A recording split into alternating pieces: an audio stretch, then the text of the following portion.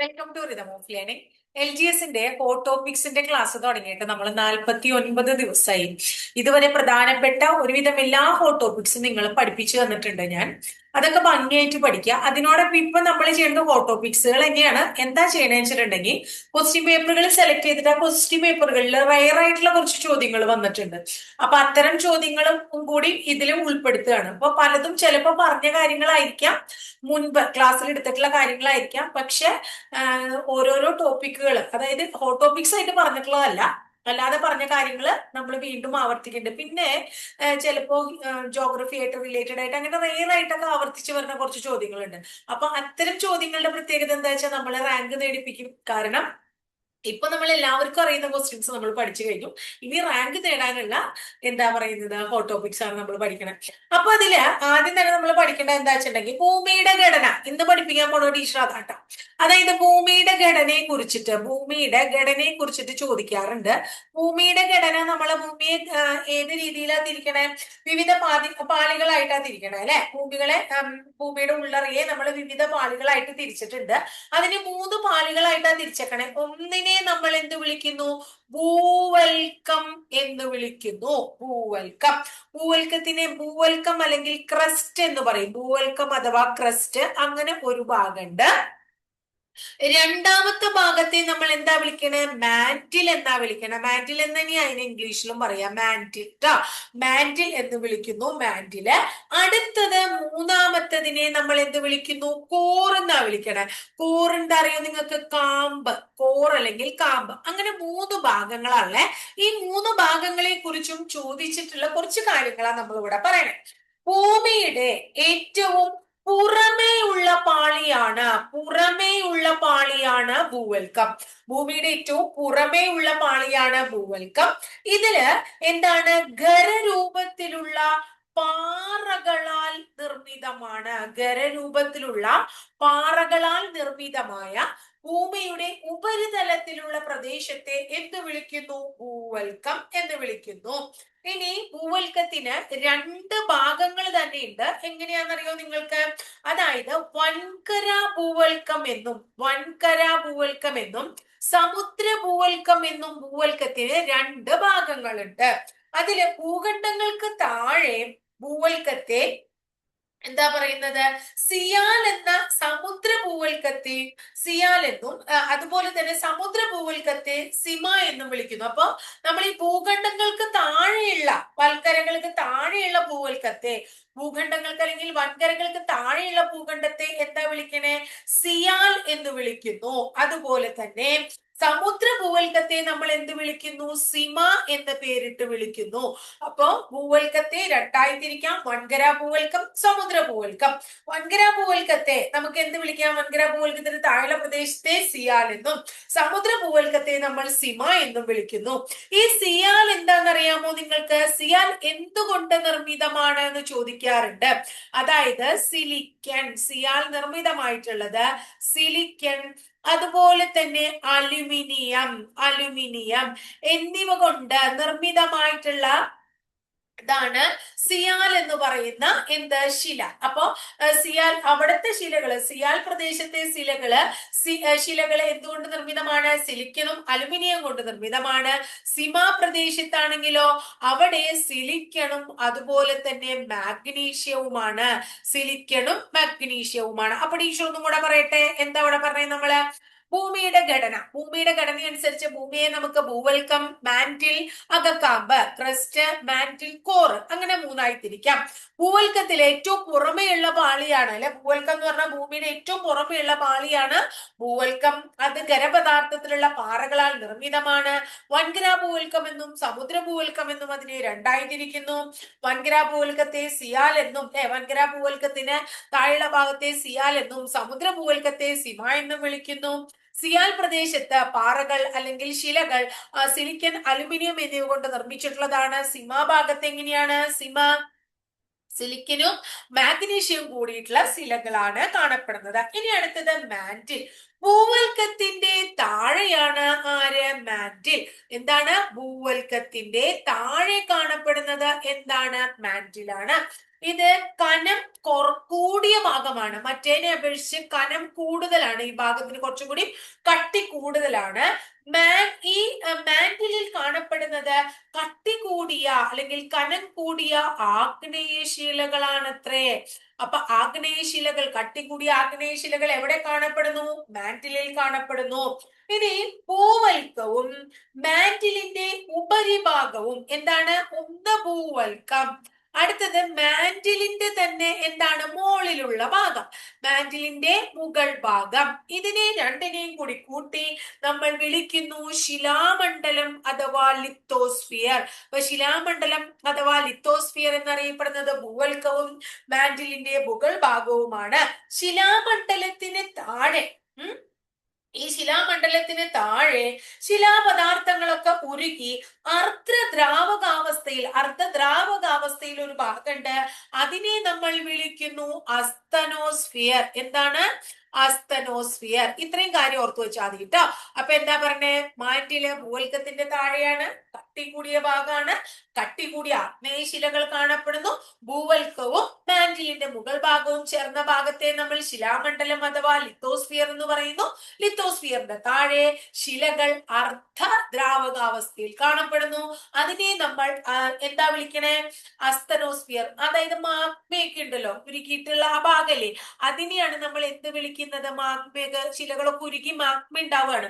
അപ്പൊ ആ ഭാഗത്തെയാണ് നമ്മൾ എന്ത് വിളിക്കുന്നത്? അസ്തനോസ്ഫിയർ. ഇനി അടുത്തത് കാമ്പ്. മാന്റിലിന്റെ താഴെയാണ് ആര്? കാമ്പ്.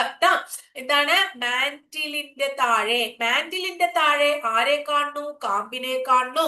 കാമ്പിന് രണ്ട് ഭാഗങ്ങളുണ്ട്. ഒന്ന് പുറക്കാമ്പ്, അടുത്തത് അകക്കാമ്പ്. പുറക്കാമ്പും അകക്കാമ്പും രണ്ടെണ്ണം ഉണ്ട്. നിക്കല്, ഇരുമ്പ് എന്നീ ലോഹങ്ങൾ കൊണ്ടാണ് രൂപം കൊണ്ടിട്ടുള്ള കാമ്പ്. എന്തൊക്കെയാണ്? നിക്കലും അതുപോലെ തന്നെ അതുപോലെ തന്നെ ഇരുമ്പ്. ഇത് രണ്ടും കൊണ്ടാണ് എന്ത് രൂപീകരിച്ചേക്കണേ? കാമ്പ് രൂപം കൊണ്ടേക്കണേ. അപ്പൊ ഈ കാമ്പിന് വേറൊരു പേരും കൂടി ഉണ്ട്. എന്താണ്? നിഫെ. അപ്പൊ നിഫെ എന്നറിയപ്പെടുന്നതും ഏതന്നെയാണ്? ഈ കാമ്പ് തന്നെയാണ്. അപ്പൊ ഇത്രയാണ് ഭൂമിയുടെ ഘടന എന്ന് പറയുന്ന ഭാഗവുമായിട്ട് ബന്ധപ്പെട്ട് നമുക്ക് പഠിക്കാനുള്ളേ. ഇനി ചില ക്വസ്റ്റ്യൻ പേപ്പറിൽ നമ്മളോട് ചോദിച്ചിട്ടുള്ളത് കേരളത്തിലെ ചില മത്സ്യബന്ധന തുറമുഖങ്ങളെ കുറിച്ച് ചോദിച്ചിട്ടുണ്ട്. നമുക്ക് വളരെ പ്രധാനമായിട്ടുള്ള ഒരു തുറമുഖത്തെ കുറിച്ച് അറിയാം. മത്സ്യബന്ധന കേരളത്തിലെ തുറമുഖം നീണ്ടകര അല്ലെ, കൊല്ലം ജില്ലയിലാണ് Neendakara. Indo Norwegian fisheries community പ്രോജക്റ്റിന് തുടക്കം കുറിച്ച സ്ഥലമാണ് ഏത്? നീണ്ടകര എന്നൊക്കെ നമുക്ക് അറിയാം അല്ലെ. അപ്പോ നീണ്ടകരയ്ക്ക് വളരെ ഇമ്പോർട്ടന്റ് ഉണ്ട്. ആ നീണ്ടകര തുറമുഖം നമ്മൾക്ക് എല്ലാവർക്കും അറിയാം. നീണ്ടകര എവിടെയാണ്? കൊല്ലം ജില്ലയിലാണ്. പക്ഷെ ചില പ്രധാനപ്പെട്ട തുറമുഖങ്ങൾ അറിയാത്ത കുട്ടികൾ ഉണ്ടെങ്കിലോ? അപ്പൊ നമുക്ക് പഠിക്കണ്ടേ? അടുത്തത് ടീച്ചർ പറയുന്നതും നിങ്ങൾക്ക് അറിയുണ്ടാവും. വിഴിഞ്ഞം തുറമുഖം എവിടെയാണെന്ന് അറിയാലോ? തിരുവനന്തപുരം ജില്ലത്താണ്. അതുപോലെ തന്നെ തിരുവനന്തപുരം ജില്ലത്തുള്ളതാണ് മക്കളെ ജില്ലയിലെ മുതലപ്പൊഴി. അപ്പൊ മുതലപ്പൊഴി എന്ന് പറയുന്ന ഇത് എവിടെയാണ്? തിരുവനന്തപുരം ജില്ലയിലാണ്. ഇനി അടുത്തത് എന്താണ്? കൊല്ലം ജില്ലയില് എന്തുണ്ട്?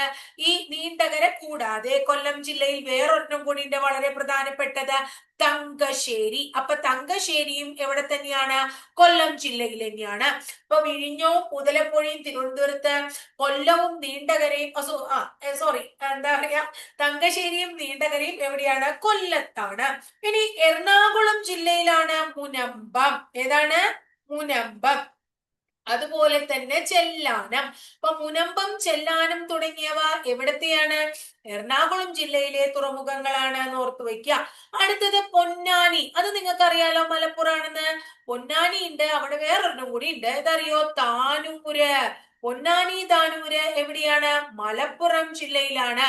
പൊന്നാനി താനൂര് എവിടെയാണ്? മലപ്പുറം ജില്ലയിലാണ്. ഇനി അടുത്തത് ചെറുവത്തൂര്. ഏതാണ്?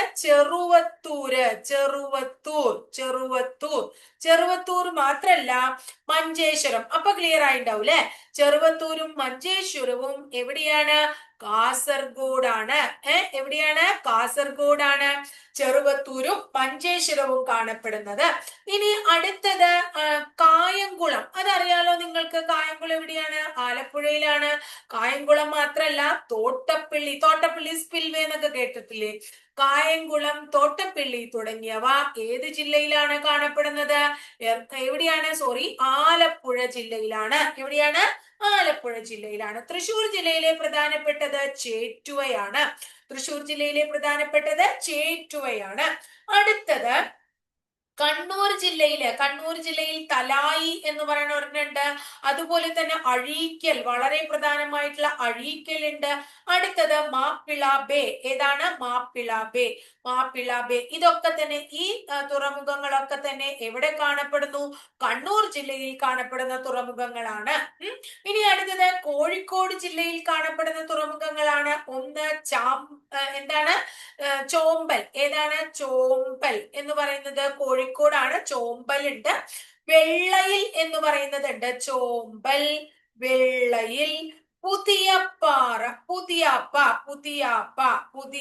ഉണ്ട്. അതുപോലെ തന്നെ അടുത്ത നിങ്ങൾക്ക് അറിയേണ്ടത് കൊയിലാണ്ടി ഉണ്ട്. കൊയിലാണ്ടി. അപ്പോ ഇതൊക്കെ തന്നെ ഏത് ജില്ലയിലാണ്? കോഴിക്കോട്. അപ്പൊ കോഴിക്കോടുള്ളത് ചോമ്പല്, വെള്ളയില്, പുതിയാപ്പ, കൊയിലാണ്ടി എന്നിവ എവിടെയുണ്ട്? കോഴിക്കോട് ജില്ലയിലുണ്ട്. ഇത്രയും കാര്യം ക്ലിയർ ആയോ? ഇനി അടുത്തത് അപ്പൊ നമ്മള് തിരുവനന്തപുരത്തെ പഠിച്ചു, കൊല്ലത്തെ പഠിച്ചു അല്ലെ? തിരുവനന്തപുരം, കൊല്ലം കഴിഞ്ഞാൽ പത്തനംതിട്ടയിൽ ഇല്ലാന്നറിയാം. ആലപ്പുഴ പഠിച്ചു, തൃശ്ശൂര്, എറണാകുളം, മലപ്പുറം ജില്ല പഠിച്ചു, കോഴിക്കോട് പഠിച്ചു, കണ്ണൂരും കാസർഗോഡും. അപ്പൊ ഇത്രയും ജില്ലകളിലുള്ള പ്രധാനപ്പെട്ട തുറമുഖങ്ങളാണ് നമ്മൾ പഠിച്ചത്. അപ്പൊ ഈ തുറമുഖങ്ങൾ ഒന്ന് ഓർത്തു വെച്ചോളോ. താഴെ പറയുന്നവയിൽ കേരളത്തിലെ പ്രധാനപ്പെട്ട തുറമുഖങ്ങൾ ഏത് എന്ന് പറഞ്ഞിട്ട് എപ്പോഴും പരീക്ഷയ്ക്ക് ചോദിക്കാറുള്ള ചോദ്യമാണല്ലോ. അതുപോലെ തന്നെ ചോദിക്കാറുള്ളത്, എപ്പോഴും ചോദിക്കുന്ന ഒരു ചോദ്യമാണ് 61ാമത്തെ നമ്മുടെ അമെന്റ്മെന്റിനെ കുറിച്ച്. അമെന്റ്മെന്റുകളെ കുറിച്ച് ടീച്ചർ ഒരു ക്ലാസ് ഇട്ടിട്ടുണ്ട്. ഓരോ അമെന്റ്മെന്റും എന്തുമായിട്ട് റിലേറ്റഡ് ആണ് എന്ന് പറഞ്ഞിട്ട് ഒരു ക്ലാസ് ഇട്ടിട്ടുണ്ട്. ഇനി ഈ അമെന്റ്മെന്റുമായിട്ട് റിലേറ്റഡ് ആയിട്ട് ഒന്ന് രണ്ട് കാര്യങ്ങളും കൂടെ പഠിച്ചു വെച്ചോളൂ. 1989 നിലവിൽ വന്നതാണ് 61ാം ഭേദഗതി. ഈ ഭേദഗതിയുടെ പ്രത്യേകത നിങ്ങൾക്ക് എല്ലാവർക്കും അറിയുന്നതാണ്. 21 നിന്നും 18 നമ്മുടെ വോട്ടിംഗ് പ്രായം കുറച്ചത്. വോട്ടിംഗ് പ്രായം 21 നിന്നും 18 കുറച്ചതാണ്. ഇനി ഇതുമായി ബന്ധപ്പെട്ട് വേറെ കൂടുതലൊക്കെ ചോദിക്കാൻ സാധ്യതയുള്ളതുകൊണ്ടാണ് ടീച്ചർ പറയുന്നത് ആർട്ടിക്കിൾ 326 എന്ന എന്താ പറയാ അനുച്ഛേദത്തിലാണ്. ഏത് അനുച്ഛേദത്തിലാണ്? ആർട്ടിക്കിൾ 326 എന്ത് വരുത്തിയത്? ഭേദഗതി വരുത്തിയത്. ഭേദഗതി വരുത്തിയ സമയത്ത് ഇന്ത്യയുടെ പ്രധാനമന്ത്രി രാജീവ് ഗാന്ധി ആയിരുന്നു. പ്രസിഡന്റ് ആരായിരുന്നു? ആർ വെങ്കിട്ടരാമനായിരുന്നു. അപ്പൊ ഇത്രയും കാര്യം മനസ്സിലായോ? 61ാമത്തെ അമെന്റ്മെന്റ് നമുക്ക് ഓൾറെഡി അറിയണ കാര്യമാണ്. അത്ര വലിയ ഒരു സംഭവമല്ല, എനിക്കറിയാം. കാരണം എന്തുകൊണ്ടാണെങ്കിൽ നിങ്ങൾക്ക് എല്ലാവരും കേട്ടിട്ടുള്ളതാണ്. അതായത് 89 21 നിന്ന് 18 ആക്കിയതാണ്. പക്ഷെ ആർട്ടിക്കിൾ 326 ഒരു പ്രധാന കാര്യമാണ്.